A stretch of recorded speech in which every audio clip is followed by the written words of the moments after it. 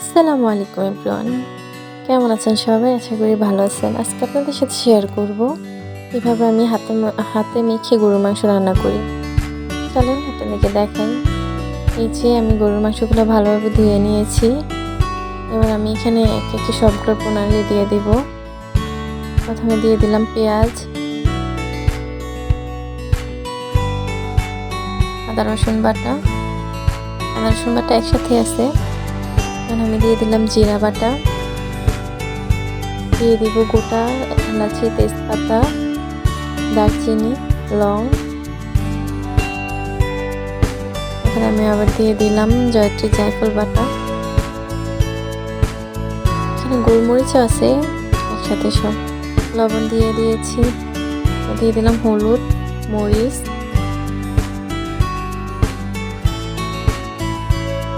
এই যে তেল দিয়ে এবার ভালো মতো সব হাতে মাখিয়ে বসিয়ে দেব। ভালো মতো মেখে নিতে হবে।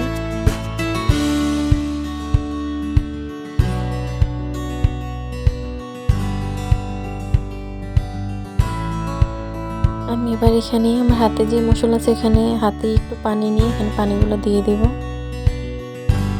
ব্যাস, এবার আমি ঢাকনা দিয়ে দিব। ঢাকনা দিয়ে চুলার আগুন দিয়ে দিব। এই যে আমি কষিয়ে নিব এবার ভালোভাবে, একবার কষালেই হবে।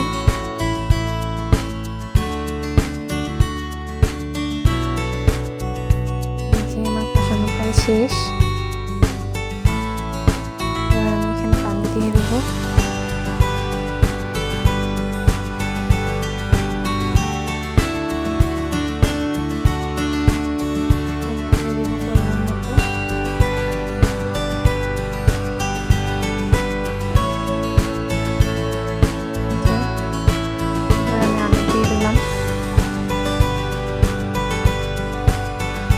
আবার এখন কষিয়ে নিব। আমার কষানো প্রায় শেষ। এবার আমি এখানে আবার পানি দিয়ে দেবো। আর পানিটাও লাগবে না, এই পানিতেই হয়ে যাবে। ঢেকে রেখে দেব। মাঝখানে একটু নেড়ে চেড়ে দেবো। গরুর মাংস হয়ে আসছে।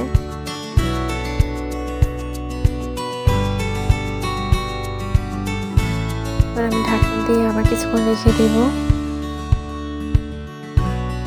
কিছুক্ষণ পর আবার আমি নামিয়ে নেব। নামিয়ে এবার আমি পরিবেশন করব। সবাই জানাবেন কেমন হয়েছে।